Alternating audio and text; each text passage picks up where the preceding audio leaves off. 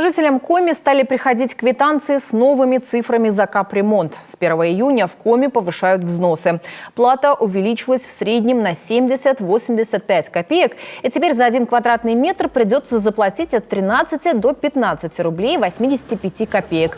Для каждого района республики установлен свой норматив. Так, меньше всего заплатят жители Воркуты – 13 рублей, а больше всего – 15 рублей 85 копеек жители Устилимского района. Повышение составляет 5,7%, что соответствует уровню инфляции. Напомним, что долгое время взнос по капремонту в Коми был одним из самых низких в стране. Специалисты Минстроя утверждают, повышение взносов необходимо для того, чтобы сохранить темпы капитального ремонта. Ежегодно мы корректируем краткосрочный план по капитальному ремонту. В этом году у нас запланировано 302 многоквартирных дома к капитальному ремонту. Из них 228 многоквартирных домов – это строительно-монтажные работы.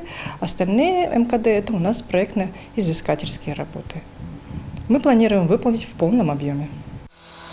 До конца следующего года в Коми должны отремонтировать 14 тысяч конструктивов в более чем 3000 домов. Это фасады, крыши, лифты, фундаменты, подвалы, водоотведение, газоснабжение и другие инженерные коммуникации.